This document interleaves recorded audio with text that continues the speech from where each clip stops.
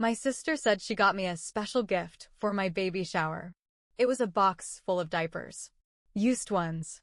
Everyone laughed until I announced she'd just lost her house. She shrugged and said, "Oh, don't be dramatic. You're rich. Buy a real gift yourself." Hi, Reddit. My name is Olivia, I'm 32, and I'm currently sitting in my living room, still reeling from what just happened at my baby shower. Since I need to vent somewhere, I figured I'd share this with you all. This isn't just a petty family drama, it's the culmination of years of being taken for granted, financially exploited, and emotionally drained by my older sister, Amanda. If you've ever had a toxic sibling who thought they were entitled to your life, money, and success while pretending to be your biggest supporter, you might relate. But let's start with today. Open it. Amanda grinned, her voice dripping with fake enthusiasm as she shoved the large gift box toward me. The entire room was watching family, friends, coworkers. A perfect baby shower scene, complete with pastel balloons and a decorative banner that read, "Welcome, little one." My hands hesitated as I pulled at the ribbon, the expectant gazes of my guests making it impossible to pause for too long. Inside the box was a pile of diapers. Used ones. The laughter came instantly. Not polite chuckles, not nervous giggles, actual, roaring laughter. My mother covered her mouth in an attempt to stifle it, but even she was shaking. Amanda, the mastermind of this pathetic stunt, wiped away fake tears of joy. "Oh, come on, it's just a joke," she said, tossing her perfect blonde hair over her shoulder. "You can afford to buy real ones yourself, right?" Right. Because I was the rich sister. Because I had worked so hard while Amanda spent her life hopping from one financial disaster to another, expecting our parents, and me, to clean up after her. And this wasn't the first time she'd used me as a punching bag for her own failures. Flashback, Amanda, the two-faced sister. Growing up, Amanda was always the golden child. Not because she was particularly talented or smart, but because she knew how to manipulate people.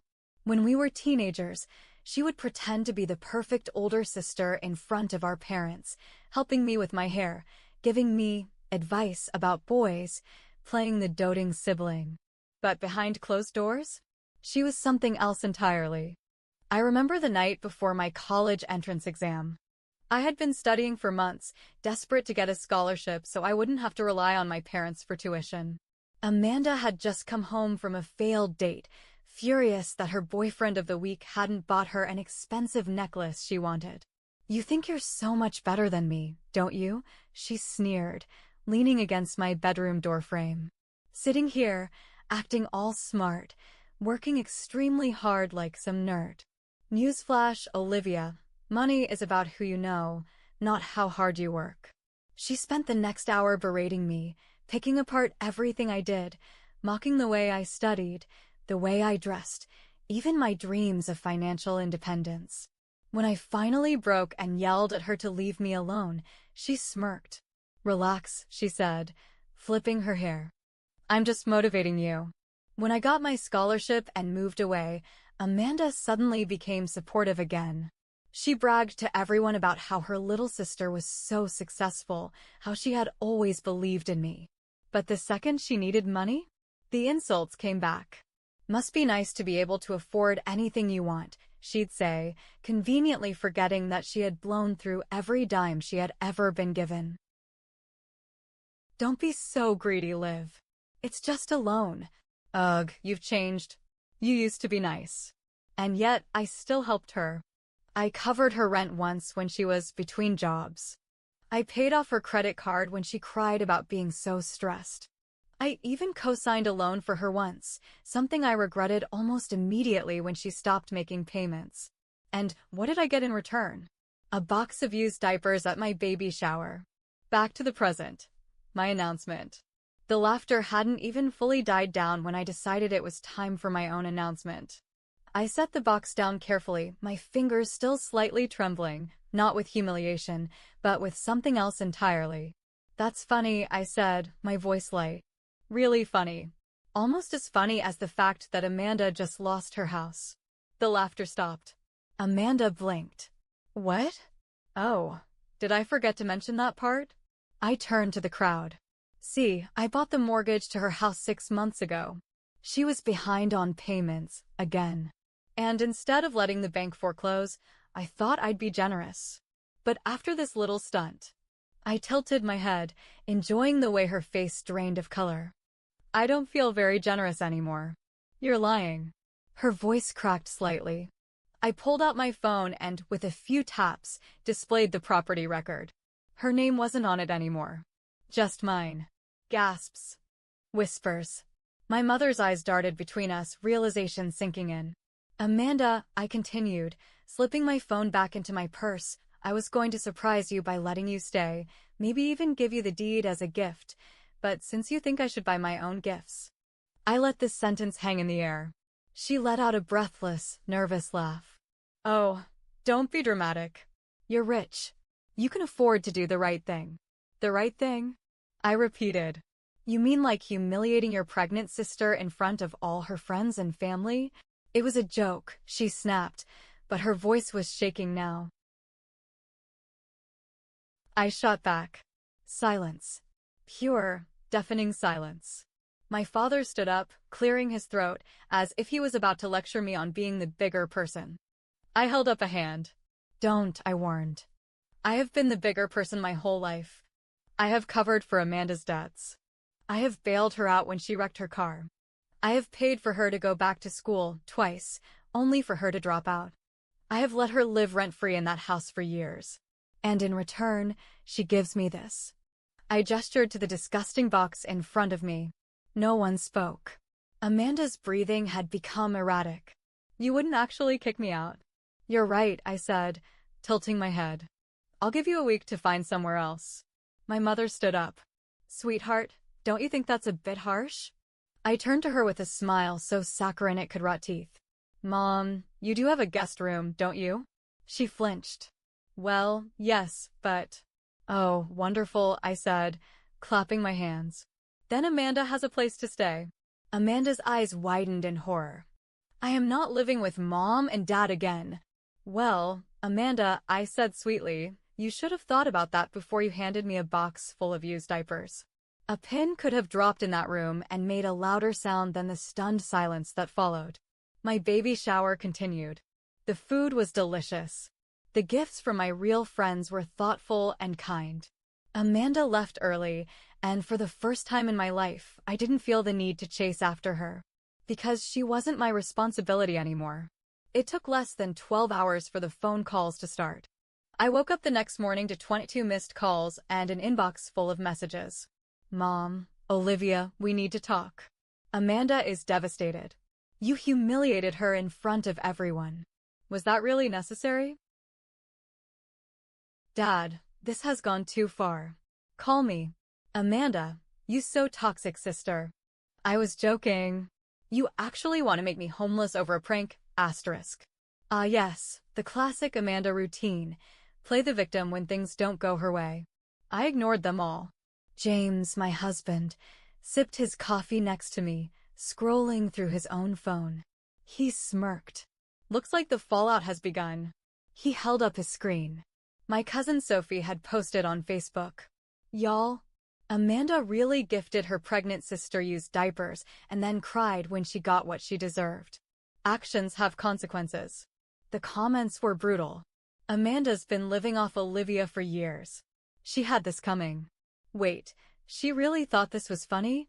That's just cruel. She's lucky Olivia gave her a week to move out. I let out a satisfied sigh. Finally, people are seeing her for who she is. James chuckled, sliding his arm around my waist. So, what's the plan? I took a sip of my tea. I'm going to wait. Let them stew in their own mess for a bit. Then I'll deal with them. The family's attempt at manipulation. By noon, my mother showed up at my house unannounced. She barely waited for me to open the door before pushing inside. Olivia, we need to talk. I crossed my arms. You could have called. I did call, she huffed, sitting down on my couch. You ignored me. I leaned against the wall, unimpressed. And? Mom sighed dramatically, as if she were the victim here. Amanda made a mistake, but you're overreacting. Kicking her out over a harmless joke? That's cruel, Olivia. I raised an eyebrow. Harmless. She didn't mean anything by it. Mom insisted. She just has a strange sense of humor. She humiliated me in front of everyone. I snapped. You saw it.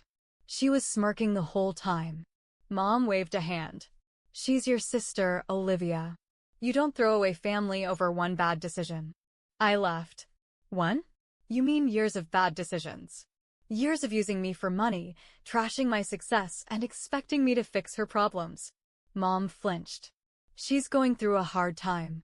And whose fault is that? I shot back. She blew through her savings. She maxed out her credit cards. She had 6 months to fix this before I even stepped in. Did she do anything? No, because she assumed I'd catch her like I always do. Mom pursed her lips, clearly struggling for a new angle.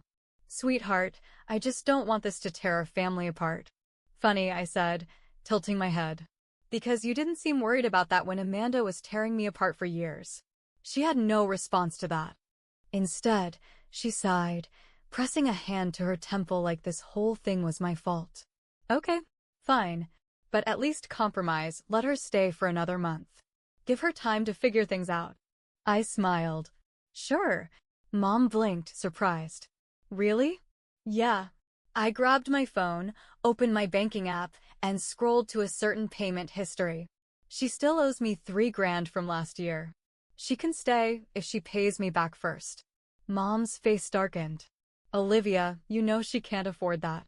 I shrugged. Then she can't afford to stay. Mom stood up abruptly. You're being heartless. No, Mom, I said, my voice cold. I'm just done being your backup plan. She left without another word. Amanda's last-ditch effort. That night, Amanda showed up at my house. She banged on the door like a madwoman, and when I finally opened it, she pushed past me, storming into my living room. What is wrong with you? She shrieked. I calmly shut the door. Hello to you too. She spun around, her face red with rage. You're really doing this? You're actually making me homeless over a joke. Call it whatever you want, I said, crossing my arms. You're not my problem anymore. She let out a hysterical laugh. Oh, come on, Olivia. You're rich. You have a huge house. What's the big deal? I stared at her. Amanda, do you hear yourself? She scoffed. I'm not asking for much. Just a little help. I would do the same for you. I burst out laughing. You? Help me. Yes, she yelled. I took a step closer, lowering my voice. Amanda, when have you ever helped me? She blinked, her mouth opening and closing like a fish. I kept going. Did you help me when I was drowning in student debt? No. Did you help me when I was working 3 jobs to afford my first apartment? No. Did you help me when I needed someone to support me for once? Nothing. I nodded. That's what I thought. She tried a different tactic. Please, she said, her voice suddenly trembling. I have nowhere else to go. Oh, come on, I said, mimicking her earlier words. Mom and Dad have a guest room. Her face twisted in disgust. I can't live with them again. Then figure something out. Tears welled in her eyes. Olivia, please. I'm begging you. For a split second, I almost gave in. Almost. But then I remembered the diapers. The laughter. The years of being her financial safety net while she spat on my success. I took a deep breath. Good luck, Amanda. And then I opened the door. She stared at me in disbelief. You're actually kicking me out. You have 6 days left, I reminded her. Make them count. She stormed past me, stopping in the doorway. You're being really unfair, you know that? I smiled. And you're homeless. She let out a frustrated scream and stomped to her car, speeding off into the night. I closed the door, locked it, and let out a deep breath. For the first time in years, I felt free. Amanda didn't leave quietly. I knew she wouldn't. For the next few days, she cycled through every manipulative tactic in her arsenal. First came the guilt trip. Amanda, I'm your sister, Olivia. How can you sleep at night knowing you're making me homeless? Me, like a baby actually. Thanks for asking. Then came the fake apologies. Amanda, Liv, I was out of line. I shouldn't have done that at your shower. Please, let's put this behind us. Me, that's great to hear. So when are you sending me the $3,000 you owe? Amanda, ugh, you're impossible. By day 4, she switched to the smear campaign. Mom called me in a panic. Olivia, did you really tell people Amanda stole from you? She said you're spreading lies. I sighed, rubbing my temples. Mom, I never said that.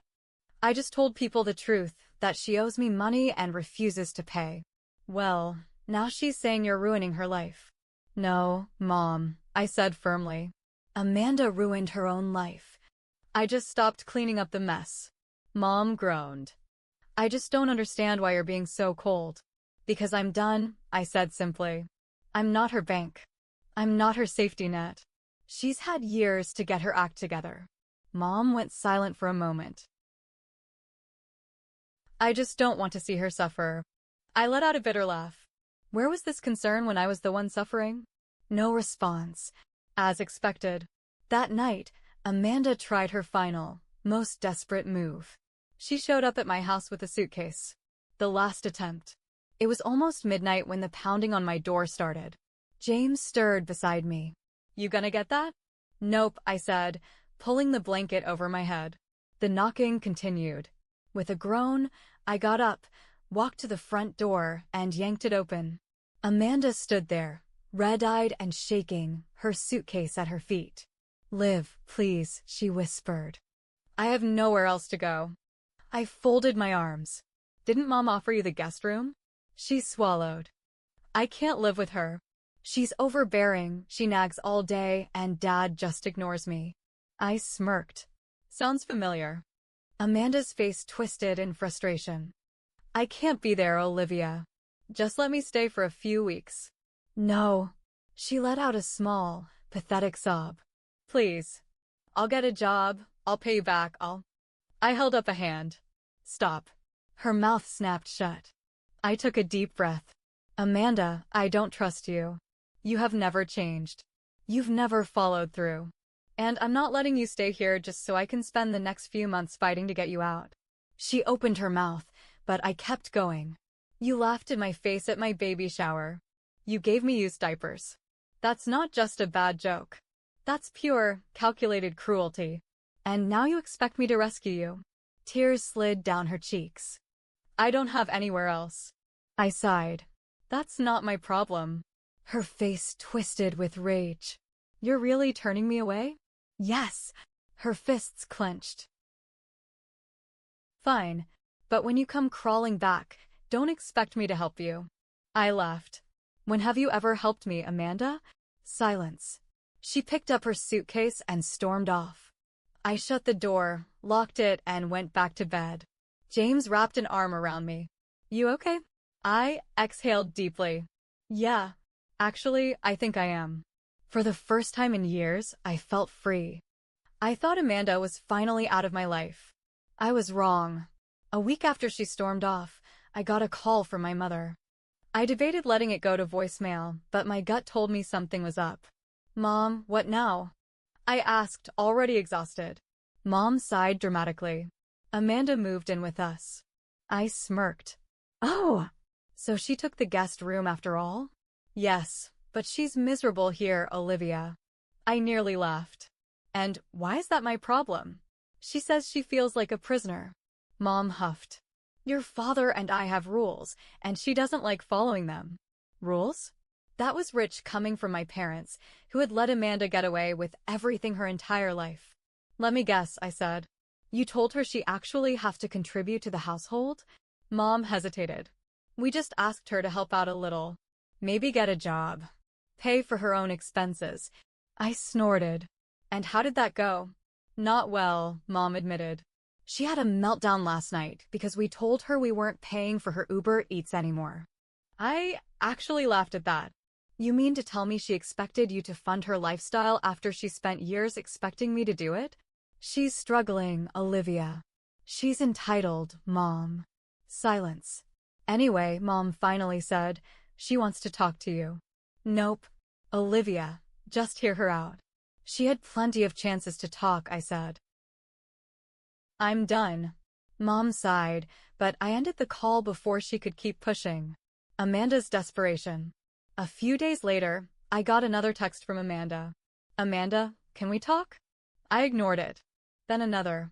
Amanda, please, Olivia. I just need a chance to explain. Ignored. Then came the final message. Amanda, fine. You want to play dirty?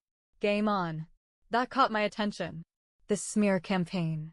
I didn't hear from Amanda directly after that, but I started noticing little things. Cousins who had been on my side suddenly started acting weird. Friends I hadn't spoken to in a while sent me awkward messages like, Hey, Olivia, is it true you left Amanda homeless just for fun? Wait, you bought her mortgage just to evict her? Wow, that's cold. Amanda was spinning a new narrative. One where she was the victim, and I was some heartless villain. I wasn't surprised. This was classic Amanda. If she couldn't get her way, she'd manipulate the people around her until she looked like the innocent one. But this time, I was ready. I started responding with facts. Amanda wasn't paying her mortgage. I bought the house to keep her from losing it, and she still did nothing to fix her situation. When I finally told her I wasn't supporting her anymore, she gave me used diapers at my baby shower and laughed about it. Ask yourself, would you still help her after that? One by one, people started realizing the truth. And Amanda? She lost the last bit of sympathy she had. The final blow. I didn't hear from her again until 2 weeks later. This time, Dad called. She's leaving, he said, sounding exhausted. She's moving out today. I blinked. She actually found a place? Dad scoffed. Not exactly. She's moving in with some random friend. No job, no money, no plan. I sighed. She'll never learn, will she? I doubt it, Dad admitted. Then, softer, I should have listened to you sooner. That was the closest thing to an apology I'd ever get. Yeah, I said. You should have. And with that, Amanda was finally out of my life. For good. Amanda was finally out of my life. For the first time in years, I wasn't waking up to desperate texts, guilt-tripping calls, or sudden emergencies that somehow required my money. It felt amazing. James and I focused on preparing for the baby. My friends, my real friends, helped me set up the nursery. Life was peaceful. And then, 3 months later, Amanda reappeared. The last attempt. I was rocking in my chair, reading baby books, when my phone buzzed. Amanda, hey sis. I miss you. How's the baby? I stared at my screen. After months of silence, she just popped up like nothing happened. I ignored her. An hour later, another text. Amanda, I've been thinking a lot. I know I messed up, and I want to make it up to you. Can we meet? I showed James. He raised an eyebrow. She wants something. Obviously, I sighed. Then came the final text. Amanda, so. I was wondering if I could stay with you for a bit. Just until I get back on my feet. I promise I'll be better this time. I laughed out loud. The audacity. My final response. I typed back. Me, Amanda, you burned that bridge. You didn't just use me for years, you humiliated me in front of my friends, made me the villain, and only now that you have no other options, you want to make it up to me? She read it instantly. 3 dots appeared, then disappeared. I sent one more message. Me, I'm not your safety net anymore. Find another one. Blocked. I exhaled, feeling lighter than ever. James smiled, kissing my forehead. Proud of you. Amanda? She disappeared again. And I had a beautiful, drama-free life waiting for me.